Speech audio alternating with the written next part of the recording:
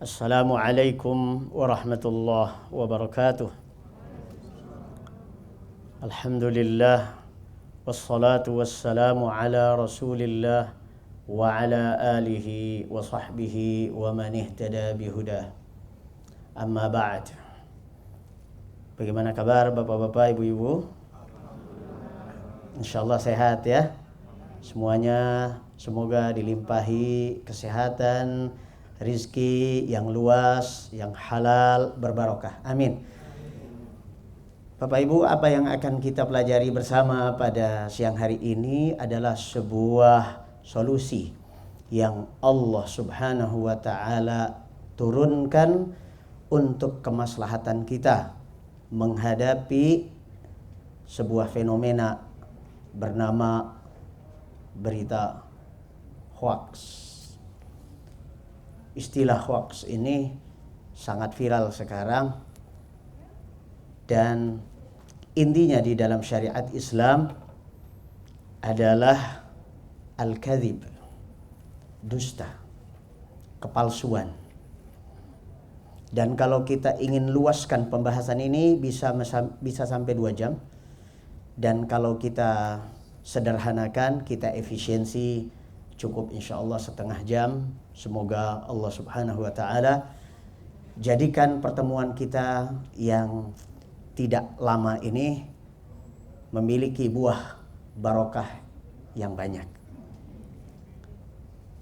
Kajian ini bermula dari perenungan surah Al-Hujurat ayat ke-6. Silahkan yang membawa mushaf Al-Quran dibuka surah Al-Hujurat ayat ke-6. Kalau tidak bawa mushaf, insyaallah teman-teman dari Trans TV bisa menghadirkan mushaf Al-Android. Silahkan dibuka surah Al-Hujurat ayat ke-6. A'udzu billahi minasy syaithanir rajim. يا أيها الذين آمنوا إن جاءكم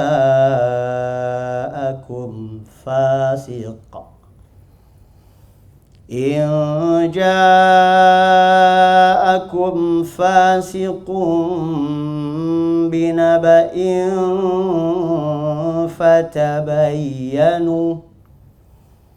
فتبينوا أن تصيبوا قوما بجهالة فتصبحوا على ما فعلتم نادمين.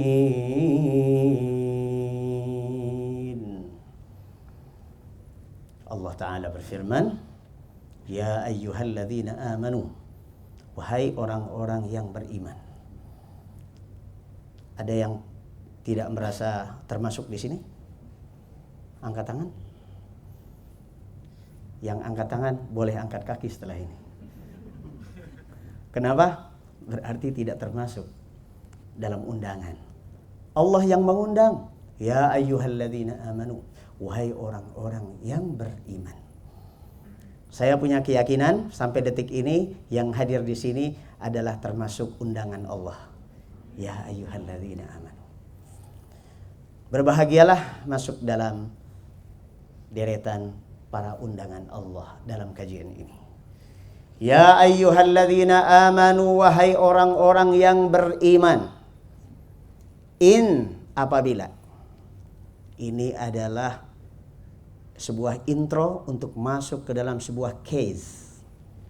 Sebuah intro masuk ke dalam sebuah case. Berarti kita akan membahas a special case in a special place. This place. Di tempat ini, oke. Jadi jangan kemana-mana dulu sebelum yang satu ini. Case yang satu ini. Apa case-nya? In ja'akum fasik. Apabila datang kepada kalian orang fasik.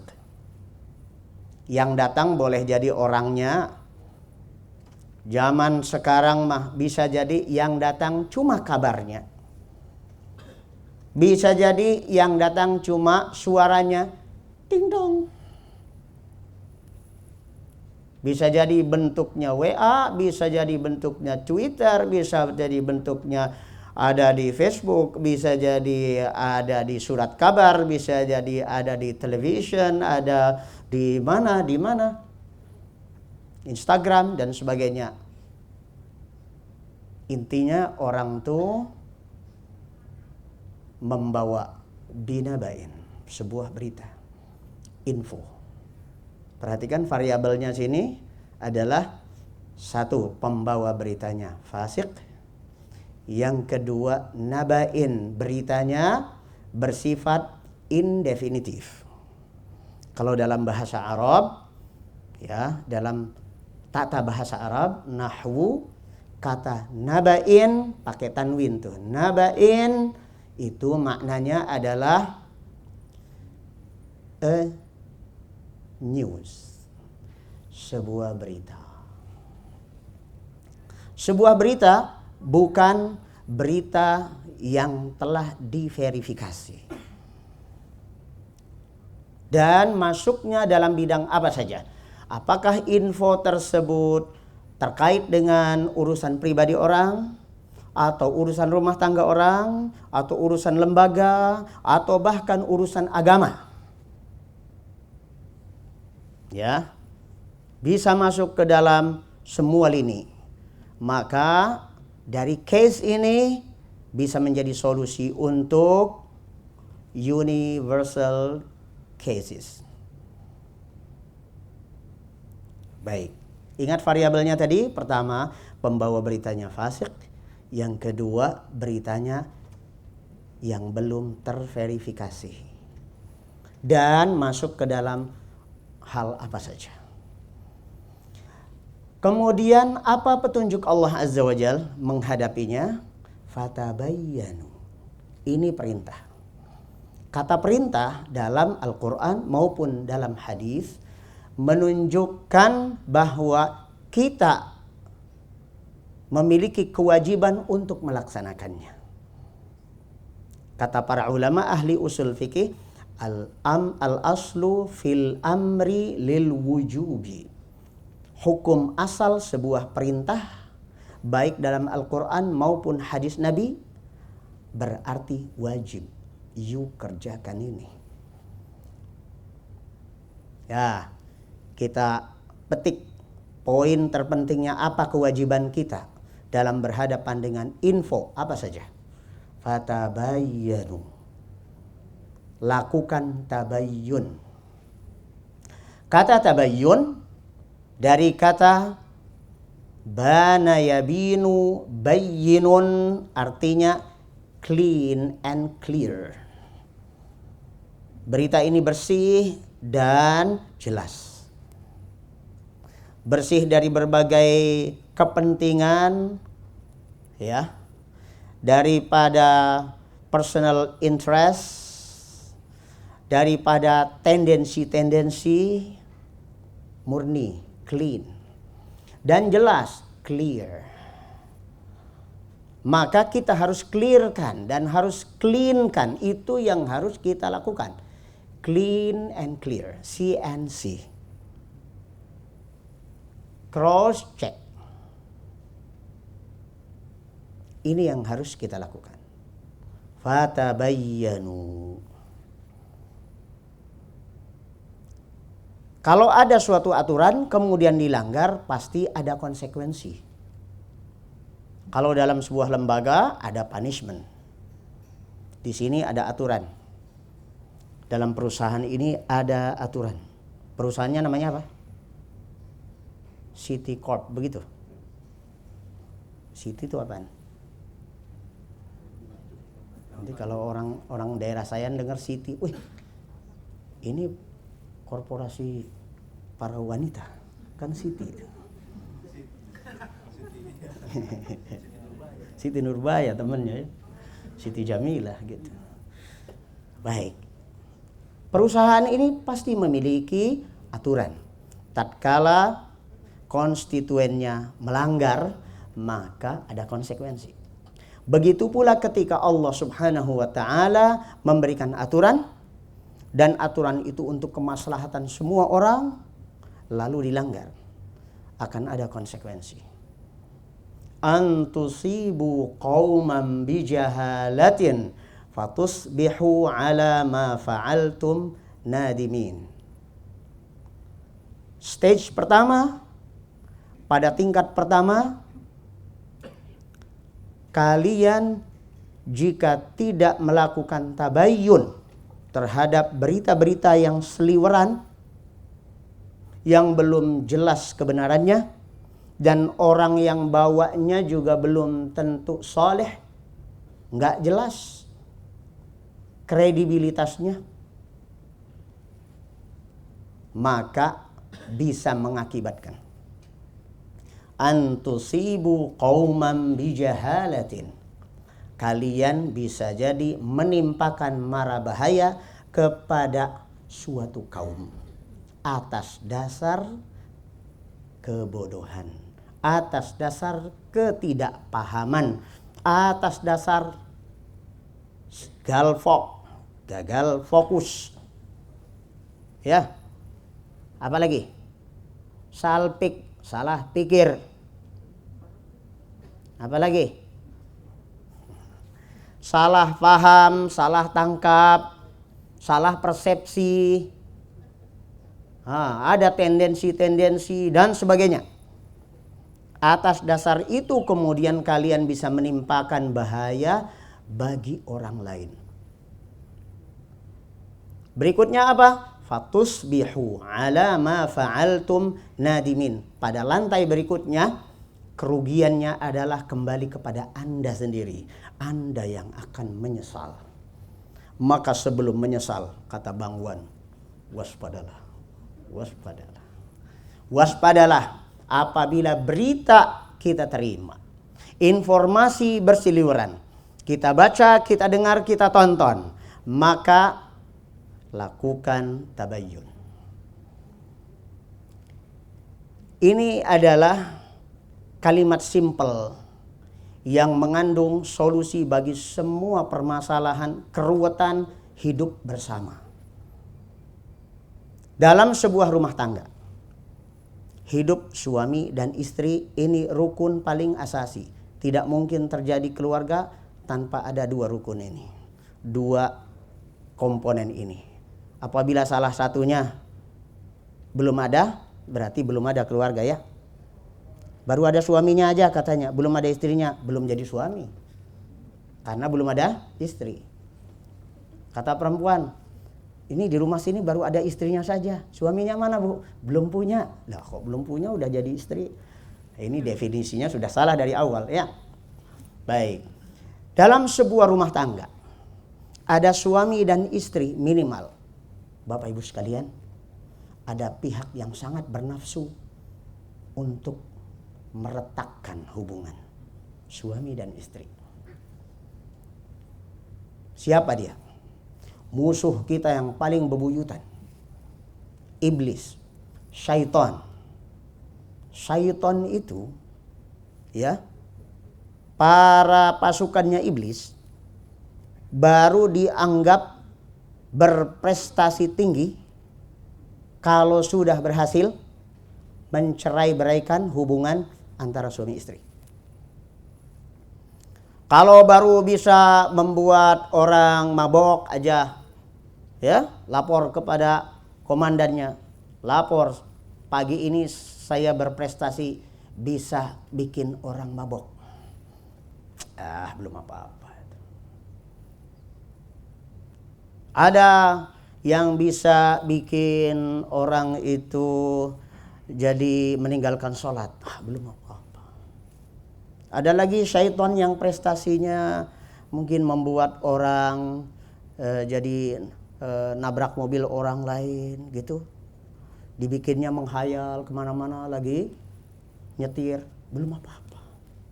Tapi kalau sudah berhasil mencerai-beraikan hubungan antara suami dan istri, nah lu baru anggota gue lo. Gitu. Itu paling dibanggakan. Salah satu pintunya adalah dari isu negatif. Ada lagi transaksi istrinya sama tukang bakso. Kan sekarang ada teknik-teknik foto itu, bagaimana orang itu terkesan seakan-akan dia lagi lagi pegang-pegang mesra. Fotonya kemudian ini apa paparazzi, ya, disebar sampai ke suaminya kan. Mulailah di rumah baku hantam. Sampai kemudian piring-piring pun melayang. Ada UFO di dalam rumah. Itu baru rumah tangga. Bagaimana kalau rumah tangga itu rumah tangga yayasan? Yayasan Islam, DKM, rumah tangga sebuah negara. Hancuran gara-gara isu negatif yang tidak diverifikasi. Bahkan dalam sejarahnya mengapa ayat ini turun adalah seorang sahabat Nabi yang baru masuk Islam. Beliau asalnya adalah raja suatu suku. Sebuah suku namanya Banil Mustaliq. Salah satu suku di antara suku-suku Yahudi yang ada di Madinah. Banil Mustaliq ini kemudian kepala sukunya tertangkap. Namanya Al-Harith. Al-Harith kemudian diajak masuk Islam dan beliau menerima Islam. Diajari sholat, beliau laksanakan. Diberitahu wajib zakat, siap laksanakan. Begitu sudah cukup pelajaran yang beliau dapat dari Nabi SAW, beliau minta izin. Tapi sebelum minta izin, beliau kasih dulu hadiah kepada Nabi SAW. Apa hadiahnya? Dia berikan putrinya bernama Juwairiyah. Kalau pernah dengar ada salah satu istri Nabi SAW namanya Juwairiyah. Juwairiyah bintil Harith. Itu adalah aslinya Yahudi. Diberikan kepada Nabi SAW. Jadilah istri beliau. Jangan fokus pada Juwairiyah, Kak. Banil Mustaliq, Al-Harith. Singkat ceritanya, Al-Harith sebelum meninggalkan Nabi SAW kembali kepada kaumnya, beliau punya janji. Ya Rasulullah, saya sudah Islam, saya terima ajaran sholat, saya sudah laksanakan dan saya akan lestarikan pengamalan ini, juga saya akan berzakat. Bahkan kaumku akan kuajak ke dalam Islam, akan kuajari sholat dan akan ku beritahukan bahwa mereka wajib berzakat. Tatkala tiba saatnya nanti saya kumpulkan zakat kaumku dan tolong ya Rasulullah kirimkan seorang utusan agar mengambil zakat tersebut. Tibalah waktunya. Singkat cerita. Karena ini bukan majelis cerita. Saatnya tiba, Al-Harith sudah siapkan. Sudah dikumpulkan. Diutuslah oleh Nabi SAW seorang utusan bernama Al-Walid Ibnu Uqbah Ibnu Abi Mu'ayth. Orang ini yang bermasalah sebenarnya. Diutuslah. Belum sampai ke negeri Banil Mustaliq, dia malah balik lagi, putar arah, U-turn. Kalau ada tanda U gitu ya, dia putar balik tuh. Putar balik, nggak nyampe ke negeri tersebut, balik lagi ke Madinah, malah lapor. Bahasa kerennya wadul. Jadi ngadunya kepada Nabi SAW apa? Ya Rasulullah, Banil Mustaliq membangkang, tidak mau bayar zakat. Bahkan saya hampir dibunuh. Nah, ini kan bahaya ini, informasi seperti ini. Akhirnya Nabi alaihi salatu wassalam mempersiapkan pasukan. Tapi pesannya Nabi alaihi salatu wassalam, ya, setelah turun ayat ini, jadi pada saat itu turun ayat ini, dan kemudian Nabi menyiapkan pasukan dan menyiapkan juga telik sandi. Jangan sampai pasukan ini menyerang dulu sebelum jelas permasalahannya. Diutuslah telik sandi itu. Bertemu. Ternyata Al-Harith sebagai kepala suku bersama kaumnya, karena menunggu-nunggu mana ini utusan Nabi kok belum datang juga. Jangan-jangan ada masalah. Kalau gitu mari kita berangkat bareng, kita antar sekalian zakatnya. Ketemu di tengah jalan. Bertemulah dengan utusan Nabi tadi, telik sandinya.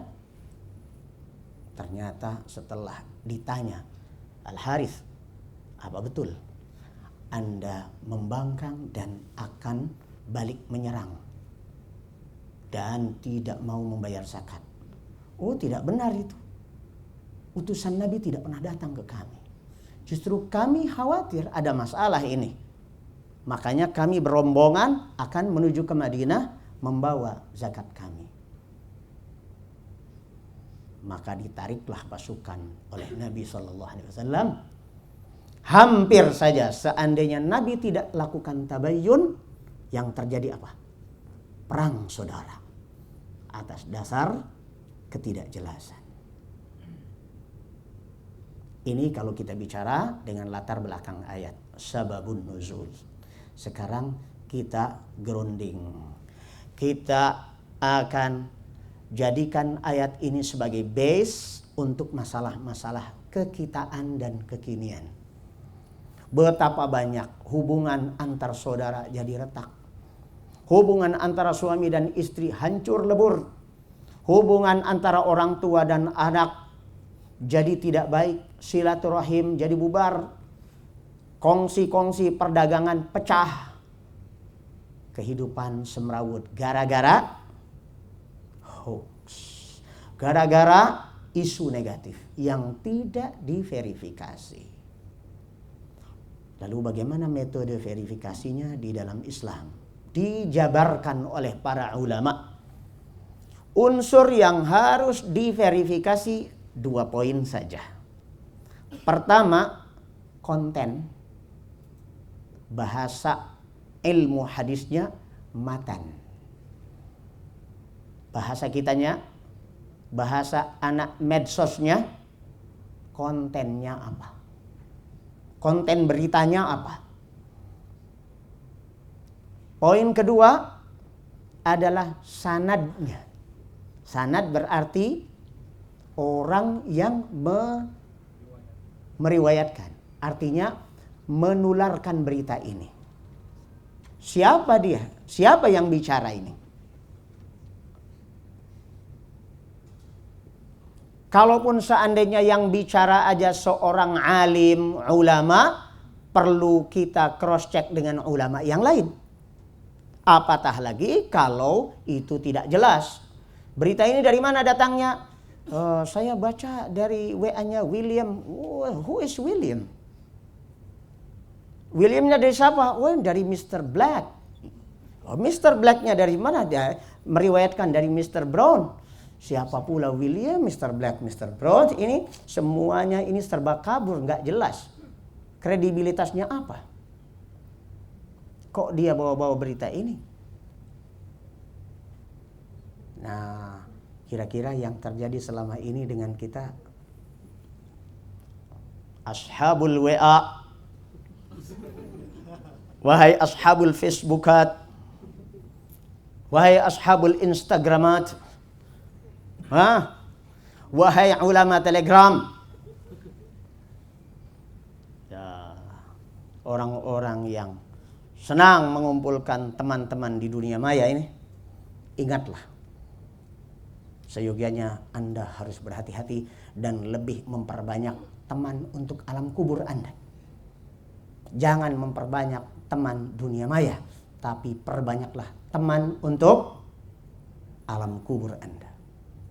Emang apa teman alam kubur kita? Amal soleh. Kata Nabi SAW, setiap orang yang mati nanti diikuti oleh 3. Sampai ke kuburnya ikut yang 3 ini. Yang pertama adalah ahlinya. Ahlinya artinya keluarganya. Mungkin istrinya, anaknya, sanak familinya, ya. Ada yang bikin seragam dulu. Seakan-akan sebelum mati itu sudah ada rencana, ya. Apa seragamnya? Biru apa merah? Apa biru muda? Hitam. Ya. Nah, ini kan seragamnya hitam-hitam, orang Trans TV ini gimana ceritanya? Tapi tidak ada kesengajaan ke situ kan ya? Ya. Sampai payungnya pun payung hitam. Entah itu sababun nuzulnya apa, kenapa kok seragamnya serba hitam. Baik. Singkat ceritanya tuh sampai ke kuburan 1. Yang kedua hartanya. Harta dibawa juga. BMW-nya mengantar. Mercedes-nya mengantar. Termasuk kerandanya dibawa. Ini harta di dunianya. Yang 2 ini balik lagi kalau sudah dikuburkan. Istri pulang, anak pulang, sanak family pulang, BMW pulang, Mercedes pulang, Lexus pulang, Alphard pulang, Andong pun pulang. Yang Andong pulang ke Solo. Yang Mercedes pulang ke Bekasi. Tinggal siapa ini yang ketiga, Pak? Yang masih sisa menemani. Amal soleh. Ini saya mengingatkan. Karena kita siapapun di hadapannya ada HP. Di dalamnya mungkin puluhan grup. Setiap grup orang bangga. Grup ini saya yang admin. Bahkan ada yang profesinya adalah admin grup. Ini para pengacara. Pengangguran yang terlalu banyak acara. Ini admin grup. Di mana-mana dia admin grup. Bahkan saya mengalami orang ini lagi dengan nama grup yang berbeda. Saya dimasukkan lagi. Rupanya dia ngefans sekali kepada saya sehingga saya selalu jadi anggotanya. Herannya itu dia ngefans ke saya tapi saya jadi anggotanya. Ini model-model orang yang sangat getol memperbanyak teman di dunia maya. Ada Maya Sari, ada Luna Maya, ada apa. Cobalah perbanyak teman untuk di alam kubur. Amal soleh. Saudaraku, mungkin penjelasan saya terlalu singkat dirasa. Maksud hati ingin menambah terus, tapi saya yakin saya akan lebih bijak jika memberikan kesempatan kepada saudara untuk lebih memperluas masalah ini dengan solusi-solusi. Mungkin ada masalah-masalah dalam rumah tangga dan sebagainya yang apalagi berkaitan dengan hoax. Silakan.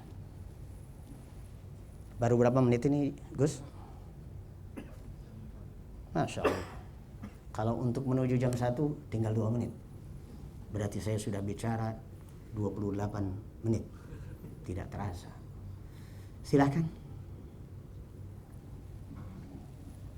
Monggo bagi teman-teman yang ingin bertanya dipersilakan.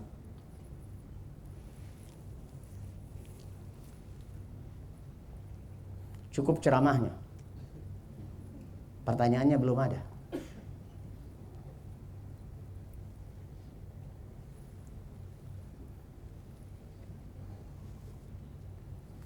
Baik, saya. Masya Allah.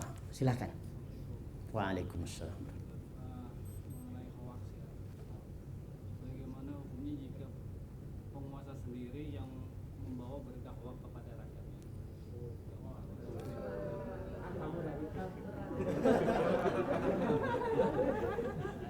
Bagaimana kalau penguasa sendiri yang menyebarkan berita hoax itu? Yang kedua, Satu-satu. Iya ini otaknya nih, ini umur saya sudah hampir 50 tahun, ini fotokopi saya sudah mulai agak berkurang. Jadi satu-satu ya. Jadi kalau penguasanya itu sendiri yang membawakan atau menyebarkan berita hoax, ya, jadi kita tahu sekarang bahwa beliau memang tidak bisa didengarkan suaranya. Ya, jangan lagi kita kembali kepada cerita anak-anak itu. Apa ada cerita anak-anak itu? Pertama dia teriak-teriak, ada macan, ada macan. Yang penggembala kambing itu yang ceritanya Upin Ipin. Ada yang suka nonton Upin Ipin? Saya paling suka itu nonton Upin Ipin. Kenapa? Karena saya nemenin anak saya, masih kecil-kecil 2 orang itu. Saya temenin. Kasih tontonannya yang kayak gitu. Ya. Taunya bohong. Kedua kalinya orang masih berempati. Bohong lagi. Bilangnya ada macan kan gitu. Serigala. Taunya bohong. Yang ketiga kalinya betulan dah. Ternyata betulan. Dan orang sudah nggak percaya lagi. Nah, itu kata Nabi SAW. Jadi jawabannya berujung pada hadis Nabi. Wa iyyakum wal kadhiba. Hindarilah kebiasaan berbohong. Fa innal kadhiba yahdi ilal fujur. Orang kalau sudah biasa bohong, so pasti dia pun paling suka berdosa. Bikin dosa. Jadi kalau mulutnya saja sudah biasa bohong, pasti perilakunya kebanyakan kepalsuan. Berikutnya apa? Wa innal fujura yahdi ilan nar. Dan kalau orang sudah biasa lisannya bohong, perilakunya perilaku kepalsuan, itu nanti dibawanya ke neraka. Wa innar rajula la yakdzibu. Kalau orang itu sudah mulai membiasakan kebohongan, wa yataharral kadzib, dan lebih memilih kebiasaan bohong itu dilestarikan, hatta yuktaba indallahi kadzaban, nanti bakal dapat stempel dari Allah. Plok, ente pendusta. Kalau sudah distempel oleh Allah sebagai pendusta, akan sulit jadi orang jujur. Bagaimanapun dia berusaha, akan sulit dia jujur. Dan selalu berkesulitan mendapatkan cara untuk jujur. Dan orang sudah kadung memberikan stempel kepadanya pendusta. Mau ngomong apa? Yalah, lu ngomong ayam lo. Ya. Jadi orang gak bakal percaya. Jadi sebenarnya kita tidak perlu ngasih punishment, Pak. Kalau penguasa berbohong, bagaimana rakyat? Apakah kasih punishment? Nggak perlu bikin kesepakatan, mari kita bikin punishment. Karena udah secara otomatis mendapatkan punishment yang pasti. Karena Allah pasti membuat hati-hati hambanya menjadi sebuah stempel ketika dia bicara. Pasti masyarakat langsung ngasih stempel itu loh. Yang di tengahnya ada tulisannya pendusta, kadzdzab. Kita mah nggak usah ngomongin penguasa, Pak. Kita aja. Karena masing-masing itu adalah komponen masyarakat, komponen bangsa. Kalau bermula dari kita, maka akan muncul pemimpin yang jujur. Kalau kitanya membiasakan jujur, masyarakat yang jujur, kita akan punya pemimpin yang jujur. Karena sebenarnya munculnya pemimpin itu representasi dari kualifikasi kita. Pasti di umat ini, di dalam bangsa ini terlalu banyak para pendusta. Sehingga yang muncul pemimpinnya juga pendusta. Jadi nggak usah dibicarain yang begitu mah. Ya. Yang penting mah kita membangun diri kita, keluarga kita, rumah tangga kita, anak-anak kita. Biasakan kejujuran, kemudian lestarikan kejujuran itu. Kita dorong kehidupan berbangsa dan bernegara atas dasar kejujuran. Pertanyaan lain. Ya, Bapak. Kalau berdusta itu berdosa, lalu berbohong untuk kebaikan itu jadinya kayak gimana tuh Pak? Berbohong untuk kebaikan itu poinnya apa dulu? Jangan sampai nanti menjadi klaim, saya memang bohong, tapi kan untuk kebaikan. Bohongnya saja sudah tidak baik. Tidak semua kebaikan itu satu level. Bohong itu di dalam syariat Islam jatuhnya dosa besar. Maka kebaikan apa yang nilainya jauh lebih urgent, jauh lebih mendesak, harus bersifat emergensial dan efeknya sangat besar kalau dibiarkan, sehingga kita dimaklumi berbohong dalam hal itu. Misalnya menyelamatkan orang. Betul. Cerdas. Minum tolak angin?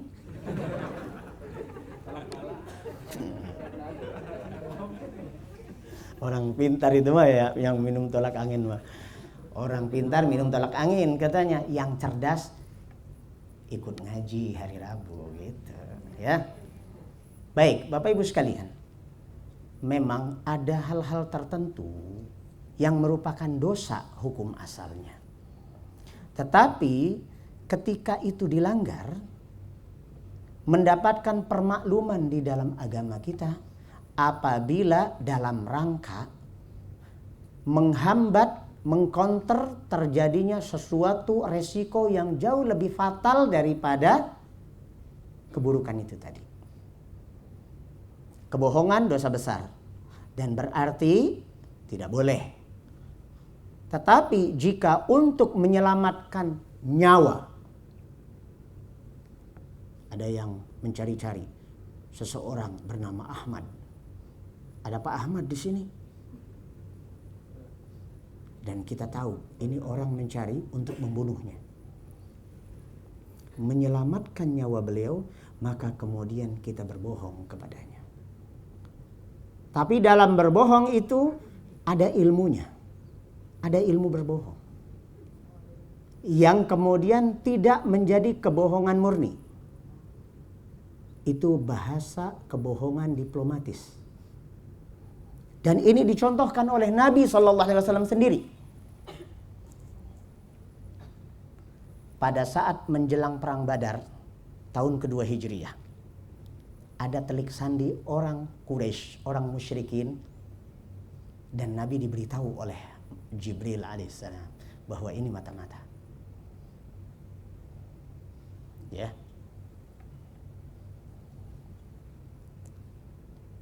Orang itu bertanya, kalian ini dari mana? Oh, kami dari air. Dari air.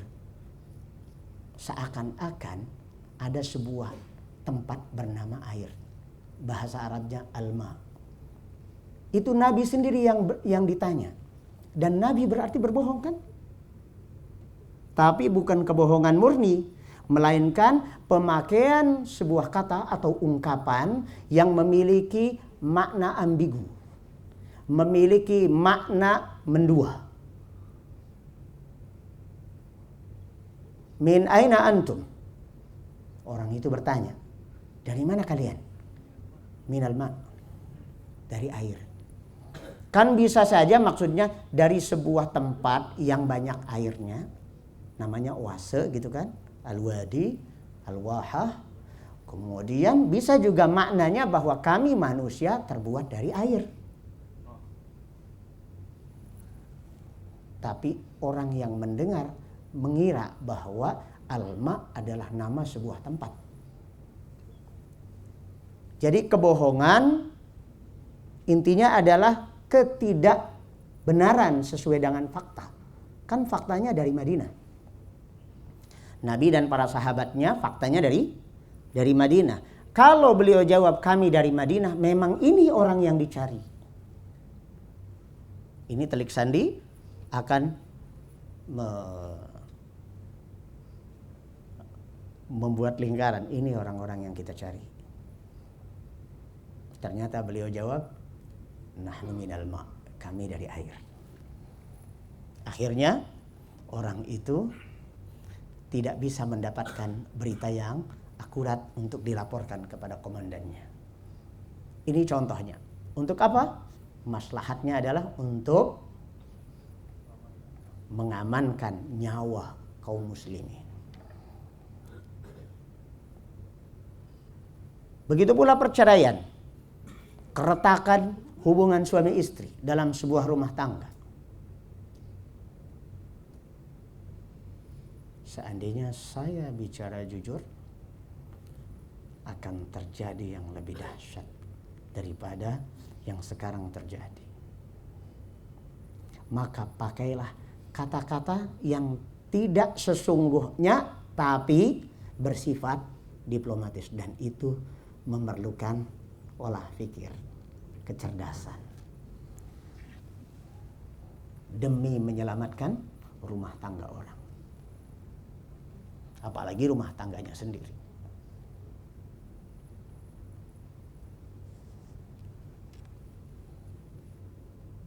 Masih ada pertanyaan? Cukup? Masih ada lewat ya WA Ustaz. Silakan. Ustaz ingin bertanya yang mungkin di luar temanya Ustaz. Iya. Apabila Tapi orangnya di luar. Oh, orangnya di dalam. Ya, nggak apa-apa.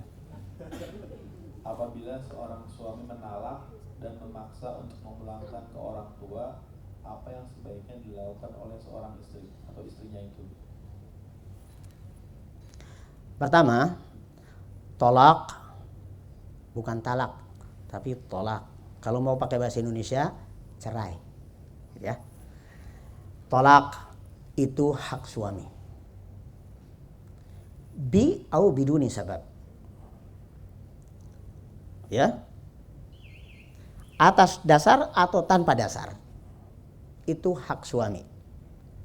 Tetapi dalam penilaian Allah akan berbeda oleh sebab apa atau tanpa sebab sama sekali, semuanya memiliki nilai. Apakah ini memiliki unsur kezaliman? Kalau diceraikan seorang istri hanya karena hawa nafsunya, dia pengen kawin lagi misalnya, ya, padahal ini istri memiliki kesalahan yang biasa yang tidak seyogianya diceraikan, maka ini kezaliman. Jadi dua masalah yang berbeda. Apakah sah seorang suami menceraikan istrinya tanpa sebab? Perceraiannya sah, hukumnya bisa. Tetapi suami telah melakukan kezaliman, di mana kezaliman itu akan dipikulnya di hari kiamat nanti. Waspadalah wahai para suami. Satu kezaliman itu akan mengakibatkan zulumatun yaumal qiyamah. Kata Nabi sallallahu alaihi wasallam, az-zulmu zulumatun yaumal qiyamah. Kezaliman satu itu akan mengakibatkan kegelapan berlapis-lapis di hari kiamat. Apa maksudnya? Emang apa efek negatifnya kalau ada kegelapan berlapis-lapis di hari kiamat? Bapak Ibu sekalian, akhirat itu masa yang sangat panjang. Tahapan-tahapannya, fase-fasenya jauh lebih banyak daripada fase hidup kita di dunia. Ada fase alam kubur. Ada fase kiamat, hancur lebur. Ada fase kita dibangkitkan. Ada fase di mana kita berdiri lama puluhan tahun di sebuah lapangan tanpa ada pohon-pohonan, tanpa ada gedung-gedung, semuanya satu dataran. Mataharinya dekat dari kepala. Semuanya telanjang, tidak berpakaian. Ada orang yang sampai tenggelam di dalam keringatnya sendiri. Masa yang panjang itu akan dilalui. Setelah itu ada fase di mana kita disodorin raport kita masing-masing. Semuanya serba mendebarkan dan jantung itu mungkin butuh adrenalin berapa banyak sekali kita butuh persediaan adrenalin untuk jantung kita. Wah, bukan main. Apalagi nanti sudah meniti sirat. Itu gelap. Kalau gelap kita jadinya nggak bisa jalan. Dan bisa terperosok masuk neraka. Karena gara-gara nggak ngelihat. Jadi jangan dianggap kezaliman, zulumat, nanti ada kegelapan. Itu bukan masalah yang sederhana. Maka jangan pernah berniat menzalimi. Ya. Menceraikan tanpa sebab pun terjadi, hukumnya tetap terjadi. Tapi dia berdosa. Kalau kemudian terjadi karena sebab tertentu, maslahatkah? Atau memang sebuah punishment? Nah, kalau bukan sebuah kezaliman, melainkan mungkin sebuah pembelajaran, sebuah pelajaran, sebuah punishment untuk istri, maka punishment itu pun harusnya suami telah mengajarkannya dulu. Kamu kalau melakukan ini, maka efeknya begini. Kalau efeknya begini, daripada kita hidup dalam neraka sebelum masuk neraka, mendingan kita bercerai. Ya kan? Kalau rumah tangga kan sampai piring UFO itu melayang-layang, itu kan neraka kan? Iya. Kok pada manggut-manggut apa ngalamin ya? Semoga tidak seperti itu yang dialami ya. Adakah pertanyaan lain? Ya Ibu, Masya Allah, dari tadi kayaknya sudah pengen begini. Ya. Waalaikumsalam. Kalau semisal kita mengetahui berita buruk tentang diri kita, tidak diomongin lah ya, kita tahu siapa yang membahas. Apakah sebaiknya kita mengkonfirmasi secara baik-baik dengan orang tersebut, atau mungkin akan menimbulkan konflik, atau sebaiknya diam-diam saja kita simpan. Tapi kalau kita simpan, ada konflik mungkin di dalam diri kita. Sebaiknya seperti apa ya Pak Ustaz? Baik. Ada pepatah orang Arab, fis sarahati rahah. Fis sarahati rahah. Dalam kejelasan baru akan ada ketenangan. Kalau serba nggak jelas, yang ada adalah dia terus saja melakukan kemungkaran, menggibahi kita, dan kita terus saja berprasangka. Hati berkata-kata terus. Lisan keluh rasanya. Nggak akan ada solusi. Kecuali kalau hati kita sudah dibikin beku. Tapi hati yang beku itu cuma ada di mana? Itu flashmat. Itu hati yang beku. Itu transmat. Iya transmat ya. Kok saya karena saya nggak suka belanja di situ ya. Iya, nggak apa-apa kecuali antum kasih saya voucher mungkin. Ya, baik saudaraku. Jadi buatlah masalah itu menjadi jelas. Tapi sifatnya bertanya. Dan jadikan forumnya 4 mata. Sampaikan dulu salam dan senyum. Ya, S2. Atau lebih baik lagi kalau S3. Ya, salam dulu, sapa dan senyum. Nggak apa-apa walaupun hati ini rasanya mak kloneng, pak kloneng, bu kloneng gitu. Ya, tapi kita sudah cukup tunjukkan akhlak yang mulia. Assalamualaikum, senyum, sapa, gimana kabarmu? Baik. Padahal di sini, gitu kan? Janjian, saya pengen ngopi bareng sama kamu. Seperti dulu yang pernah kita jalani. Nah, itu kan. Jangan negatif dulu pikirannya. Ya. Kita pernah ngopi bareng dulu. Ya. Sampaikan saja. Jeng, saya pernah dengar ada berita begini. Dan ada pula yang menyampaikan ke saya bahwa Ajeng ini yang menyampaikan berita itu ke orang-orang. Apa kamu bilang? Kan nggak usah ngegas dulu, kita ngopi. Gitu kan? Ya, ini kan kita bicara berdua, tidak ada yang mendengar, hanya Allah. Kalau kamu bilang iya dan kamu jujur, kita tinggal berbaikan. Ya. Saya akan berusaha memaafkan kamu, dan apabila kamu memiliki prasangka buruk tentang aku, maka aku akan jelaskan. Nah, di situ biasanya akan muncul. Yang penting buat dulu suasananya suasana keakraban sehingga dia bisa lancar menyampaikan. Tapi kalau tidak pernah hal ini dilakukan, semuanya adalah produk hati beku ditrans. Begitu apalagi dengan suami ibu, apalagi dengan keluarga, dengan sanak famili. Dan hindari kebiasaan menulis di status. Hanya anak kecil yang terbiasa kalau ada masalah nulisnya di status. Tersinggung dengan orang, kemudian nulis di status. Emang apa salah gua? Di TikTok. Gitu. Saya pernah melayani catering sebuah perusahaan. Kita mah sibuk gitu kan melayani catering.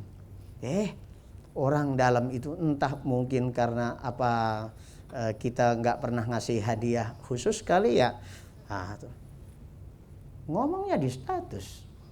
Ya kita paranin aja udah. Mbak, sepertinya kita harus bicara ini. Ya, diajak bicara mah klesem. Walah, mental bayem gitu. Ya, dicelup air panas sedikit sudah leor gitu. Jadi gitu, biasakan sorohah. Apa kata orang Arab tadi? Fis sorohati rohah. Fis sorohati rohah. Dalam kejelasan baru ada ketenangan. Sok dengan suami, dengan istri, dengan anak, dengan apa, dengan anggota keluarga, dengan besan, ipar, ya, mertua. Nah itu mertua itu emang maru tua. Tahu maru? Tahu maru? Maru itu bahasa kitanya madu. Jadi kalau orang di madu, ini ada yang tua, ada yang muda. Ini madu tua namanya. Makanya disebut mertua. Itu dari maru tua. Memang dari bahasa Jawa itu. Padanan dua kata. Maru artinya madu, tua. Ya. Karena kalau orang di poligami, salah satu istrinya yang paling dominan itu biasanya adalah istri yang pertama. Biasanya gitu. Paling dominan. Pengennya menang sendiri aja. Nah ini cerewetnya merepet kayak pedagang daging di Pasar Sambo di Medan sana. Merepet aja. Cukup dulu. Ya, baik yang merasa belum cukup, puas dan merasa tidak puas, ketahuilah bahwa aku tidak bertugas untuk memuaskan Anda. Cukup sampai di sini, bertemu kembali pada episode berikutnya. Subhanakallahumma wa bihamdika asyhadu an la ilaha illa anta astaghfiruka wa atubu ilaik. Assalamualaikum warahmatullahi wabarakatuh.